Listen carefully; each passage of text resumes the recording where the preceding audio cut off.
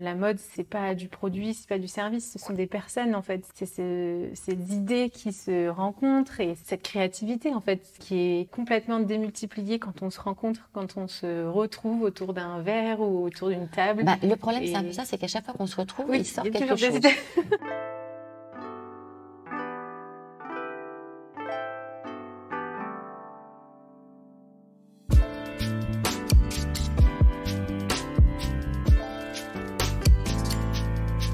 Bienvenue sur Qu'est-ce que la mode, le podcast qui vous invite à de multiples discussions autour de cette unique question, qu'est-ce que la mode ? Je m'appelle Elsie Pommier et dans ce podcast, je vous partage mes conversations avec ceux qui façonnent la mode. À la découverte de savoir-faire, de façon d'être, d'histoire, de culture, on comprend vite que la mode est loin d'être banale. Pour cette saison, je m'associe au Village des créateurs.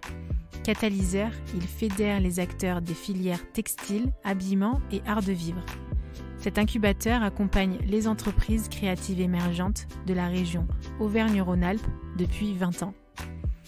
En fin de chaque épisode, vous retrouverez le témoignage d'un créateur du village. Rendez-vous chaque lundi sur toutes les plateformes d'écoute pour un nouvel épisode. Habillé, habilleur, bonne écoute!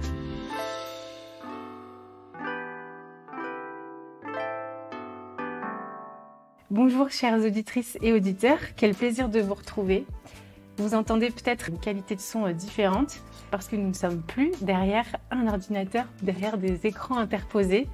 Aujourd'hui, justement, on se retrouve dans les bureaux de notre invité du jour et ce sera le cas pour toute cette série. Nous sommes au Village des créateurs à Lyon, accueillis par Nathalie Albrecht. Merci Nathalie. Donc avec Qu'est-ce que la mode, on est parti un peu partout en France, en Suisse, au Brésil, en Chine, puis là on s'installe à Lyon.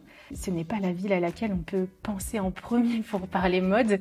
Et pourtant, justement, Nathalie, je pense que c'est pour ça qu'on se retrouve Au Village des créateurs. Au Village des créateurs, parce que le paysage de la région lyonnaise s'est pas mal réanimé ces 20 ans. C'est 20 dernières années. Et moi, même avant. Même avant, mais moi j'ai surtout vu ces 10 dernières années parce que quand j'ai commencé mes études en design de mode à Lyon, il y avait déjà un nom qui faisait référence, c'était le Village des créateurs. Nathalie, tu es la directrice du Village des créateurs depuis une petite année. Une petite année, on va dire. Ouais, voilà, une dizaine de mois. Voilà, tout à fait. Bientôt les 1 an alors. Voilà, après les 20 ans du village, on va faire les 1 an de présence. Oui, j'ai pu succéder et remplacer Isabelle Glaise qui a dirigé le Village des créateurs pendant 18 ans. Donc c'était une belle grande aventure qu'elle a menée. Et peut-être pour resituer le Village des créateurs auprès de toi et des gens qui peuvent nous écouter, effectivement tu parlais de référence en termes de mode parce que, alors Village des créateurs c'est une association tout d'abord. C'est la structure d'accompagnement des jeunes entreprises créatives émergentes du territoire Auvergne-Rhône-Alpes. Par entreprise créative, on entend les entreprises mode, textile, habillement, mais aussi déco, art de vivre, donc c'est-à-dire de la mode au sens large, le lifestyle, les marques beauté, végétales, bien-être ont aussi leur place, à côté vraiment des marques habillement telles qu'on a pu les voir à la genèse du village. Pour donner un ordre d'idée aujourd'hui sur notre territoire, le Village des créateurs fédère fin 2021 140 entreprises, 140 marques, et vraiment la vocation du village, c'est de les mettre en lumière. C'est de mettre en avant le savoir-faire et la créativité des entrepreneurs locaux dans ces domaines. C'est un collectif en fait qui se multiplie, qui se nourrit. Moi, c'est ce que je vois depuis que je suis arrivée. Il est incarné ici où nous nous trouvons, dans la pépinière, qui se trouve passage Café, en bas des pentes de la Croix-Rousse. Le fameux passage, ça fait depuis le début. Exactement. Ouais. En fait, il a participé même à la réhabilitation de ce quartier. Alors moi, je n'étais pas là non plus à l'époque, mais je sais que il n'y avait plus rien, en tout cas, sur les espaces du rez-de-chaussée où sont aujourd'hui les ateliers boutiques, puisqu'en fait, le passage Café, la pépinière, c'est à la fois des ateliers boutiques en rez-de-chaussée et des espaces de coworking en étage. Et c'est environ une quinzaine d'entreprises qui sont accompagnées, ce qu'on appelle nous en résidence, au plus près. Puisqu'en fait, il y a différentes façons d'intégrer le Village des créateurs pour une jeune marque. À la fois, on peut juste adhérer simplement à l'écosystème, à ce réseau qui permet de rencontrer des gens, des entrepreneurs comme soi, d'avoir de la communication, bien sûr, parce qu'on est là pour communiquer, mettre en lumière nos adhérents, d'avoir des opportunités commerciales avec nos partenaires. Donc, c'est vraiment rentrer dans une grande famille, une communauté, un collectif. À côté de ça, on peut choisir aussi d'avoir besoin d'un accompagnement plus poussé. Quand je dis poussé, c'est vraiment un accompagnement en stratégie entrepreneuriale pour faire grandir son entreprise, puisque les marques qui nous rejoignent ont entre, on va dire, 0, 2, 3 mois et 3 ans pour la plupart. Elles sont vraiment aux prémices de leur activité. On a même des marques que l'on rencontre en antécréation pour un petit peu valider, les aider dans la pertinence pour finaliser leur projet avant qu'elles n'immatriculent leur entreprise. Donc, elles peuvent choisir vraiment d'être accompagnées au plus proche avec tous les mois un rendez-vous avec un coach qui va faire un point avec elles. Exactement, un coach mentor qui va leur dire, qui va les laisser parler, exprimer à quel niveau d'avancée elles sont dans tous les segments d'entreprise. Et ce coach va pouvoir les aiguiller vers d'autres experts aussi, parce qu'à chaque moment dans la vie d'une entreprise, vous avez un besoin. Ça peut être juridique, digital, informatique, communication, stylisme, modélisme, direction artistique, donc RSE, comme conceptuel, comme très pratique aussi. Voilà, vis-à-vis de sa stratégie de responsabilité, enfin vraiment de tout. Donc c'est la force de ce programme que nous on appelle d'accélération, mais qui en fait, l'idée c'est de les amener vers le succès tout simplement en leur donnant au bon moment les bonnes stratégies à adopter. Donc ça, c'est vraiment le second programme. Et le troisième, en fait, la troisième possibilité, c'est en plus d'avoir un local, entre guillemets, ici, dans la Pépinière, qui est un lieu vraiment de vie, d'échange, de travail, de co-construction. Il y a beaucoup de collaborations qui se font même entre les marques, qui vont faire des produits, aussi, des événements, des accueils, des soirées, des portes ouvertes. Enfin, il se passe effectivement beaucoup de choses, mais c'est surtout un lieu d'interaction. Tous les mercredis, on se retrouve autour d'un café où tout le monde se raconte sa semaine, et puis après chacun. Et puis on est un lieu avec bien nos bureaux, parce que c'est important. L'équipe se trouve ici, et dans ce bureau, bien sûr, il y a tout l'aspect logistique avec des facilités. Vous pouvez réserver la salle, recevoir vos fournisseurs, faire des réunions, des recrutements, que sais-je. Enfin, l'idée, c'est d'avoir vraiment des outils à disposition que l'on offre aux créateurs qui sont en résidence. Et tu disais que vous étiez 140 adhérents, mais du coup, c'est pas 140 qui sont justement dans cette échelle-là des 0-3 ans. On doit en avoir un tiers qui est en accélération, vraiment. Et puis encore à l'intérieur, une grosse moitié qui est en résidence. Et puis ensuite, c'est de l'adhésion au réseau avec, alors là, il se passe plein de choses puisque c'est des soirées événements de rencontres, c'est toutes les opportunités avec nos partenaires, nos pop-up stores, nos boutiques, des expositions. Et puis, enfin, vraiment tout ce qu'on peut proposer au quotidien, en fait, de mise en relation avec les gens de la filière de la mode, mais en amont comme en aval d'ailleurs, puisqu'on a la chance de travailler sur toute la chaîne et de pouvoir créer des liens, surtout vraiment sur l'amont comme sur l'aval, que ce soit le sourcing, la fabrication, la vente. L'idée, c'est d'être un hub avec une transmission d'informations, une facilitation. On est là pour faciliter, pour accélérer les choses. C'est vraiment ça. Déjà, dans l'entrepreneuriat, de manière générale, c'est difficile. Enfin, du coup, on peut vite se sentir seul. Puis en plus, dans le milieu de la mode, il y a tellement de choses à travailler, à être actif, que ce soit technique sur l'objet en soi, le produit, le service, la recherche et développement, puis aussi la com. Là, c'est un travail à 360 degrés, parce qu'au-delà d'avoir l'idée au départ, cibler la clientèle quelque part, pour qui on va faire les choses, quelles sont les valeurs, quelle est la plateforme de la marque, quelles valeurs je vais véhiculer, à qui je m'adresse, pourquoi je fais ça, parce que c'est déjà ça. Ce sont des gens qui sont, nos créateurs sont audacieux, talentueux, parce qu'ils partent vraiment d'une idée. Ils véhiculent des choses aujourd'hui. C'est vraiment des porte-paroles. Ça va au-delà. Quand on achète un produit, c'est presque un acte citoyen. On n'achète pas que le produit, on a l'utilité bien sûr, mais pas que. Il y a derrière toute l'histoire, l'engagement des marques qui sont vraiment responsables aujourd'hui de leur process. Elles sont soucieuses de leur impact. Et on a de cesse que de le voir tous les jours, à tous les niveaux, sourcing matière, fabrication. Et l'idée, c'est de faire toujours mieux, parce que c'est pas facile quand on est petit, et même quand on est grand d'ailleurs, et qu'on doit changer ses process. Il faut voir quelle accessibilité et comment faciliter les choses. Alors, il y a beaucoup de choses qui se mettent en place aujourd'hui dans la filière textile, et puis au-delà même dans la filière design et créative au global. Et donc, on est là un petit peu pour aider à accélérer tous ces mouvements. Et pour finir aussi sur du coup le village des créateurs, donc c'est 3 parties vraiment, on va dire, d'accompagnement d'aspect pépinière incubateur, mais c'est aussi une fois par an un grand événement qu'on a vraiment plaisir à organiser, puisque c'était la 15e édition cette année, c'est le concours Talent de Mode, qui invite vraiment tous les créateurs du territoire, mais aussi au niveau national et au-delà, qui fait donc vraiment rayonner le village et de la région et Lyon, parce que c'est un événement qui est ancré dans le paysage de la mode en France et qui nous permet de récompenser alors 4 lauréats sur des dotations qui sont, je pense, intéressantes, puisqu'elles vont de 2 000 à 30 000 euros pour ne pas citer des valeurs, mais surtout qui représentent à la fois des dotations pour aider l'entreprise, mais aussi, grâce à nos partenaires, des tests en commercialité, en tests de marché avec un groupe comme les Galeries Lafayette. Ce sont des salons à Paris avec Pose Next, c'est une machine pour coudre avec Patricia, c'est Ulule qui va accompagner une campagne, c'est Unitex qui va faire une dotation textile, c'est Texera qui va aider dans la recherche et développement sur la technicité. Notamment, on a beaucoup d'entreprises dans le sport, parce que la mode, c'est aussi le sport, qui travaillent des textiles techniques. Donc, on est vraiment entouré dans ce concours d'acteurs locaux et nationaux. Et donc, on en est vraiment très heureux parce que c'est important. Et bien sûr, on a ce prix résidence, puisqu'on offre, et ça c'est quand même important, une année d'accompagnement et un local en pépinière. Ça peut tout changer pour une... Ça peut changer beaucoup de choses.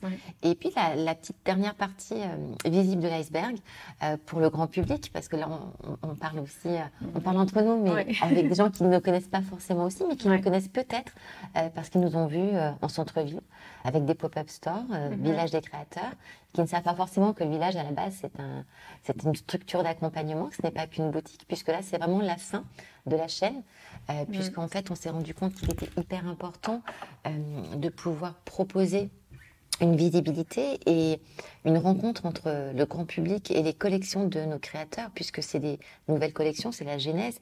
Et quand on vend uniquement sur Internet, parce qu'on n'a pas forcément les moyens d'avoir un pied-à-terre, d'avoir une boutique, tout simplement, et c'est de se dire, si on ne revend pas derrière, on ne sait pas forcément pourquoi, et rien ne vaut l'échange, encore une fois, parce que l'omnicanalité, c'est ce qu'il faut, c'est la vertu. Il faut à la fois, je pense, c'est un complément, tout cela est complémentaire, et donc on a de cesse que d'essayer d'avoir des pieds-à-terre pour pouvoir promouvoir les collections, en parler. C'est des boutiques à la fois de vente, mais pédagogiques, où on explique les démarches. Bout, en fait, aussi. Voilà. Parce qu'en fait, on explique les choses. Pourquoi tel produit, pourquoi telle matière, pourquoi tel prix, pourquoi tout. Et puis surtout, parler de cette capacité qu'on a à consommer en circuit court à Lyon et dans la région. Parce qu'on a une richesse énorme à tout niveau. Et c'est le faire savoir et le faire connaître. Et on doit vraiment être là. Enfin, c'est notre vocation, c'est de dire voilà. Et on a eu de cesse, d'ailleurs, pour les 20 ans, quand on a fait ce grand défilé qui partait du passage Café à la place Bellecour avec des pancartes, mais des pancartes qui manifestaient le nom des marques et les lieux où les trouver. Parce que l'idée, c'est de se dire, voilà, sachez-le. Parce que c'est pas toujours évident. On sait que la communication, c'est un des vecteurs les plus importants aujourd'hui dans tout. Et puis, en plus, parmi toutes ces grandes rues commerciales aussi... sous forme festive et événementielle, ça permet de mettre le doigt sur un sujet qui est important. Du coup, ça anime différemment. Exactement. Mais de toute façon, tout est intéressant et on a beaucoup de vecteurs en fait pour le faire. Donc essayons de tous les utiliser du mieux que l'on peut. Mais donc voilà, ça c'est un petit peu la dernière partie visible du grand public. En fait, là, vous accompagnez vraiment du début jusqu'à la relation client, donc le porteur de projet, mais pas seulement le porteur et son quotidien et tout ça, mais aussi son intégrité, qu'il soit toujours avec lui-même, avec ses projets, avec ses propositions et tout ça. C'est parfois aider à voir clair, parce qu'effectivement, quand vous êtes seul, avec un travail immense, parce que vous êtes à la fois styliste, modéliste, responsable communication et marketing, agent commercial, vous êtes tout. Donc après, l'idée, c'est d'arbitrer, de voir où est la valeur ajoutée du travail de chacun, de voir quels sont les moyens qu'on peut avoir aussi pour déléguer certaines choses ou pas. Parce que souvent, on commence seul, à moins qu'on soit en association. Parce qu'il peut arriver qu'on ait des entreprises avec 2 associés. Mais parfois, on commence seul. On va se dire qu'au bout de 6 mois, 1 an, peut-être qu'on peut avoir un 0,5 ou une personne de plus pour aider. Et là, ça devient, entre guillemets, plus facile. Ça permet de se dégager du temps pour faire du terrain rencontre client, et puis pour déléguer certaines choses et mettre vraiment sa propre valeur ajoutée au service des choses qui vont être les plus pertinentes et qui vont vraiment aider à aller le plus vite possible.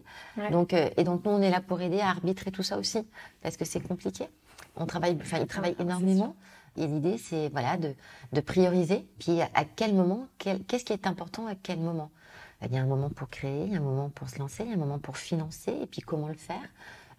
Donc en fait, on a des personnes qui sont là pour aider, et puis pour parler tout simplement aussi, parce qu'il y a un moment donné, surtout en pépinière, on est juste à côté. Et l'avantage, c'est qu'il n'y a qu'à pousser la porte. Et ça, je pense que c'est important aussi. Le relationnel, c'est ça qui fait tout. Hein, que ce soit entre nous, avec nos villages, et entre créateurs, je pense ils ont beaucoup de plaisir à ça, je pense, parce qu'entre eux, c'est très intéressant. Et je pense que c'est ce qui fait la richesse d'une entité comme le village, et comme d'autres, parce qu'il y a d'autres entités qui nous ressemblent sur d'autres sujets. Ouais.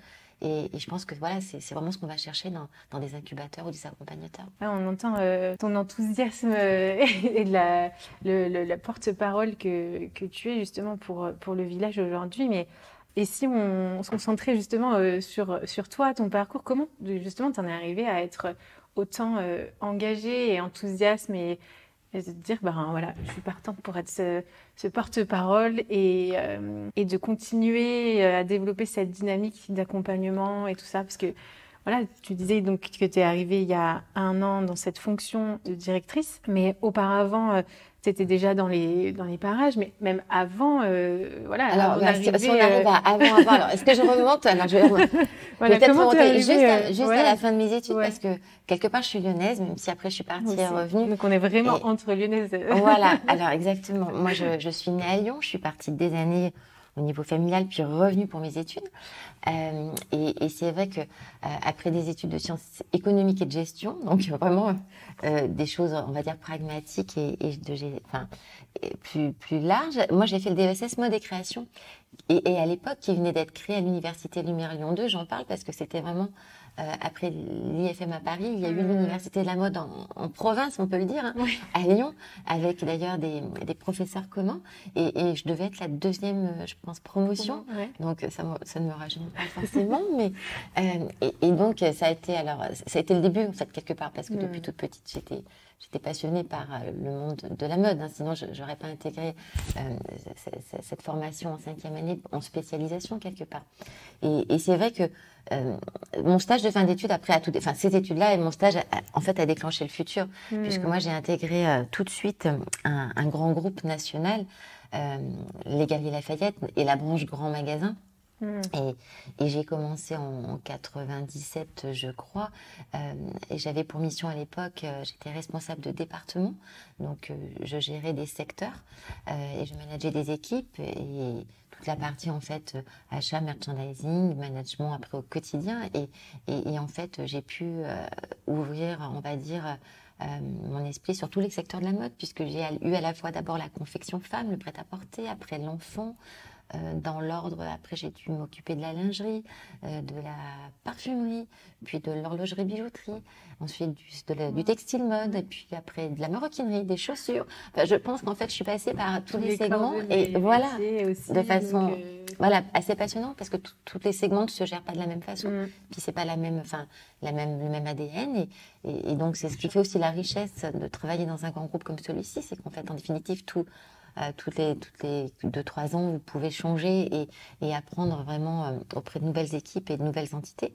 Et puis, moi, j'ai eu cette chance-là à l'époque, c'est de changer de métier au sein de l'entreprise, puisqu'au bout de 12 ans, donc parce que les 12 premières années ont été identiques, mais j'ai beaucoup bougé aussi, ce qui était intéressant. J'ai commencé dans différentes villes, mais après, c'est sur Lyon où vraiment je me suis posée et où j'ai eu la chance de pouvoir participer à la création du service marketing et communication, qui n'existait pas à l'époque dans les magasins de province et qui ont été montés parce que c'était très important.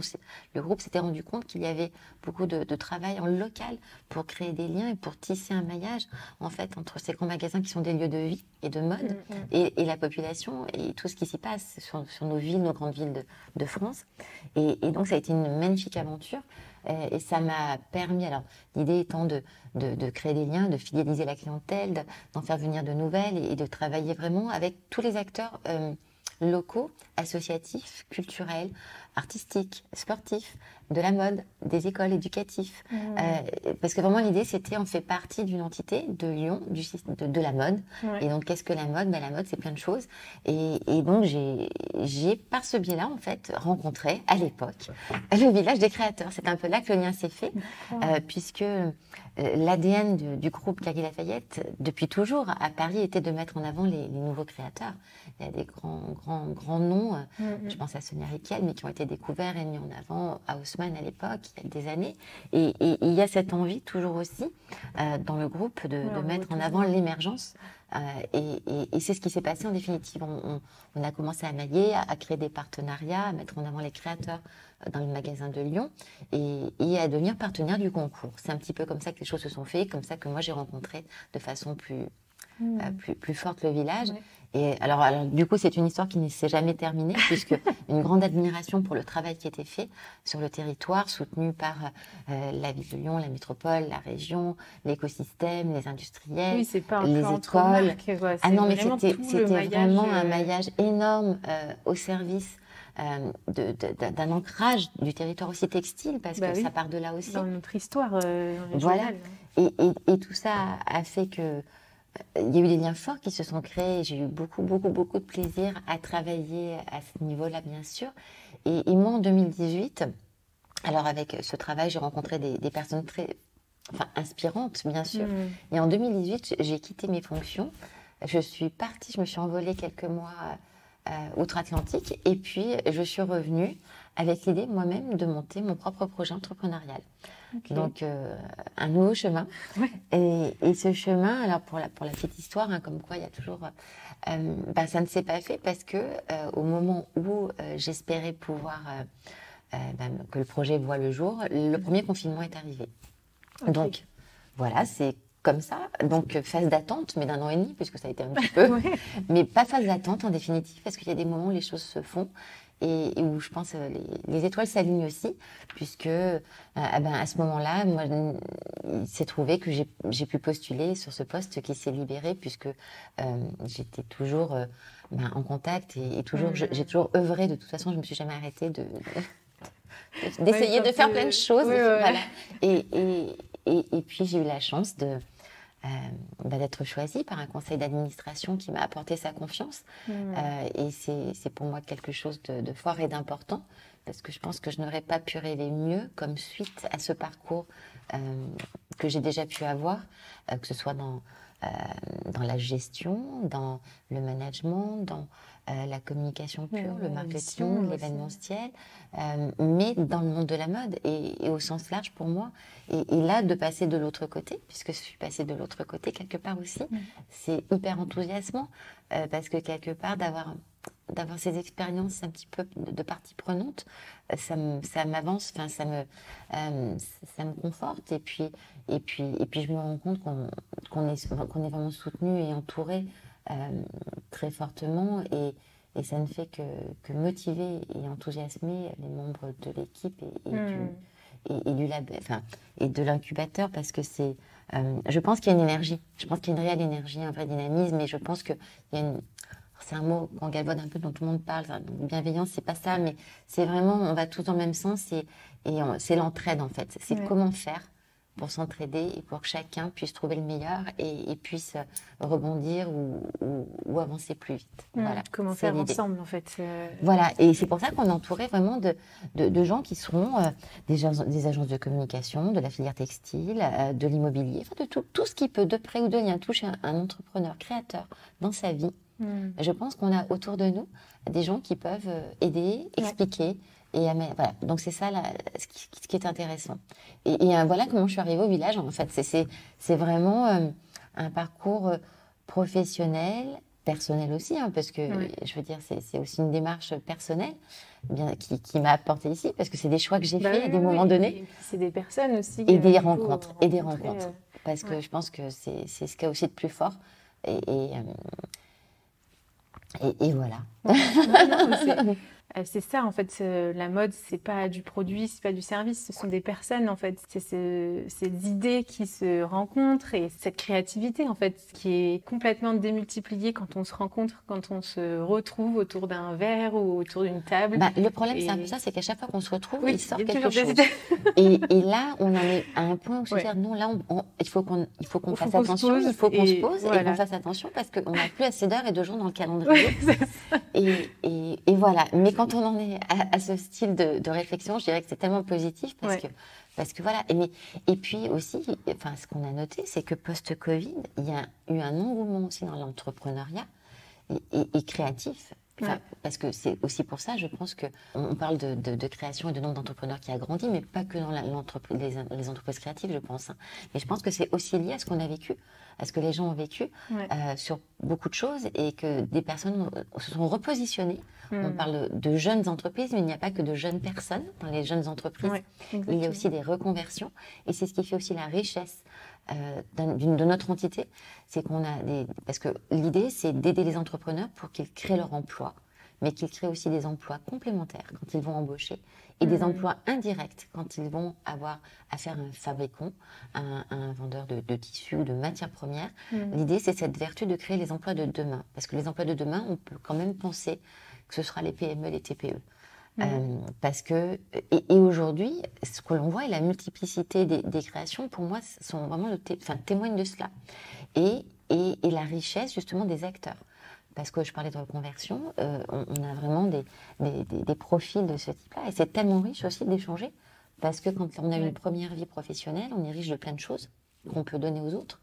Et vraiment, l'idée, c'est ça, c'est de faire de la mode demain une mode meilleure. Parce que je pense que c'est un vrai enjeu et que dans le village, cette chance que l'on a, c'est qu'on a déjà que des créateurs engagés depuis toujours, parce que c'était déjà la genèse du village. Le village, ça a toujours été des gens du territoire qui ont voulu qui avaient la velléité de travailler le plus localement possible. Et quand ils travaillent à l'international, parce que on a des gens qui viennent de l'étranger, qui se sont posés et qui veulent créer des ponts entre les lieux d'où ils viennent et la chance qu'ils ont d'être ici. Et c'est toujours dans une équité, dans une idée de commerce équitable, de faire travailler des ateliers, des femmes, des enfants dans des favelas. Enfin, je pense à tellement d'exemples. Aussi, Des savoir-faire que nous partager des avons. savoir-faire. Exactement.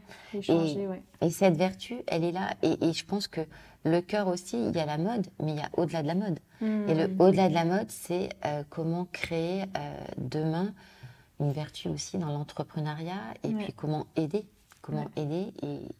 et créer sur notre territoire des entreprises qui seront le moteur. Seront le moteur, alors nous, dans notre filière, mais pas que.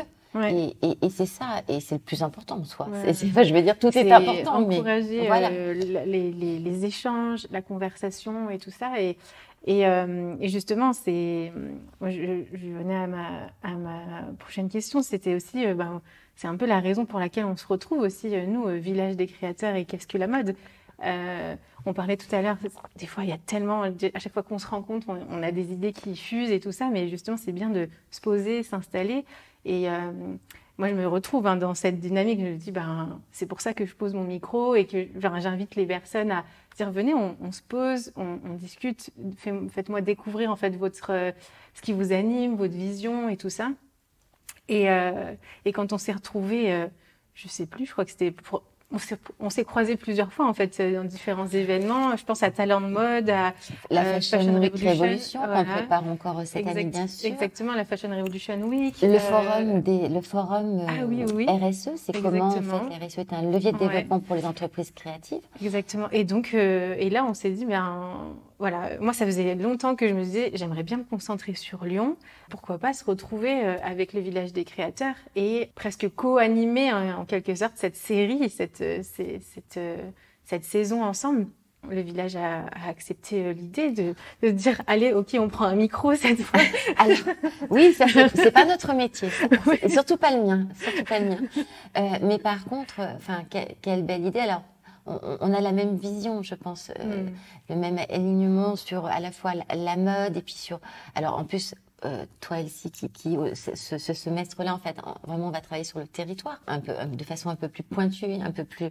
Et c'est vrai que si le village et surtout nos créateurs peuvent justement témoigner à chaque thématique qui sera abordée dans les podcasts, avec des entreprises matures, des entreprises, je dirais, modèles en fait de segments que tu vas inviter. Et ben, si les créateurs derrière peuvent justement témoigner à leur mesure, justement de leur vision aussi toute neuve, mais justement qui est importante parce qu'ils nous apprennent beaucoup, parce que c'est la génération de demain, ils ont une vision qui est celle de demain et c'est important justement de les écouter et de partir avec eux parce qu'on est en évolution constante tous les jours. Bah oui, que ce soit sur les moyens on parlait des moyens de communication, mais pour tout, il se passe des choses, des startups qui se montent de services dans tous les sens, la mode circulaire, la façon de consommer, la façon de communiquer, et de sourcer, et les plateformes d'échange qui se montent, et il se passe tellement de choses. Donc vraiment, on est au cœur du sujet. Mais ils nous en apprennent énormément parce que c'est toutes les idées. C'est toutes les idées. Voilà. Donc vous les mettez avec le village, comme tu disais, vous les mettez en lumière avec des boutiques, des ateliers, des espaces en tout cas.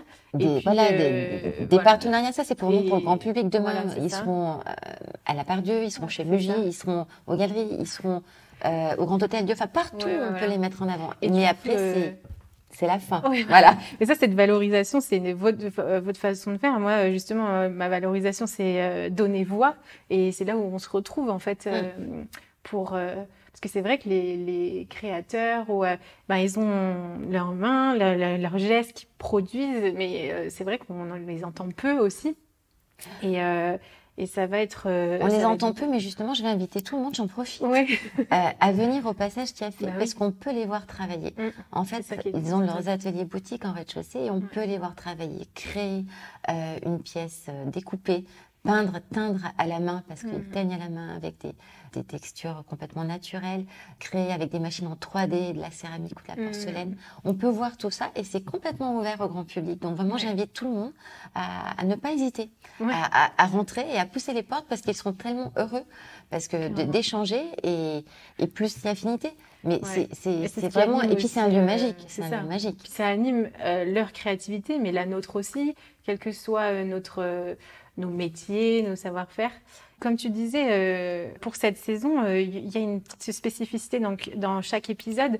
Il y aura donc un invité principal qui va nous partager son parcours ou sur un thème spécifique, le design. On va avoir des musées, on va avoir plusieurs typologies, on va dire, d'invités. Et en fait, selon ce qui est discuté, il y a donc un membre du village qui va pouvoir illustrer par son témoignage, par son savoir-faire, par sa vision de la mode. Qu'est-ce que la mode pour lui? Il va encore plus appuyer et compléter aussi cette discussion autour de ce thème. Et donc, ça va nous enrichir parce qu'en plus, ça va nous permettre aussi de nous balader dans Lyon. Je sais qu'il n'y a pas que des Lyonnais qui écoutent le podcast, mais... et en tout cas, de montrer qu'à Lyon, il se passe aussi énormément de choses dans la mode. Et donc, même ceux qui sont à l'étranger, quand vous passerez à Lyon, je m'adresse aux auditeurs et auditrices, mais vous aurez déjà des adresses pour dire... pour aller découvrir en fait et toucher les matières, voir les couleurs, parce que même si on peut découvrir en ligne, tout ça, c'est pas pareil, quoi. La matière, toucher, tout ça, c'est vraiment une richesse.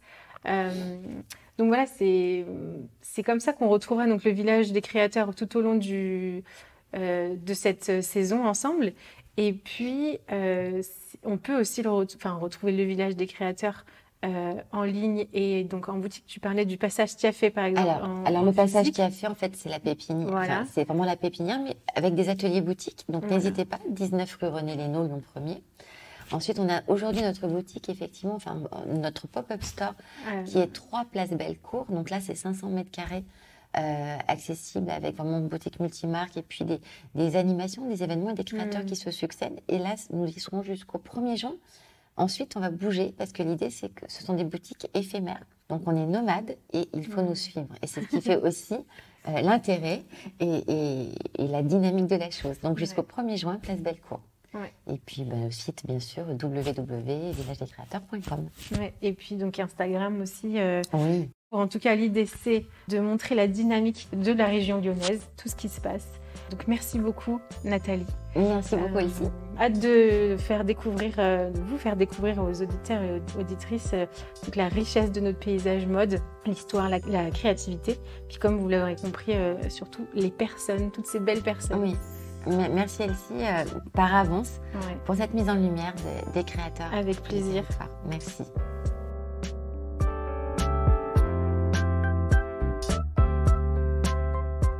Ce podcast vous plaît ? Abonnez-vous et partagez votre avis, signé de quelques étoiles sur Apple Podcast. Vous pouvez aussi rejoindre celles et ceux qui soutiennent la production par une contribution mensuelle sur patreon.com/qu'est-ce que la mode. Vous y retrouverez d'ailleurs des épisodes en exclusivité. J'aimerais vous remercier. Vous êtes plus nombreux à chaque nouvelle diffusion. Merci pour votre écoute, pour nos échanges sur LinkedIn, Instagram, par mail. J'apprécie continuer la conversation avec vous et vous rencontrer est toujours édifiant. Habillé, habilleur. À la semaine prochaine.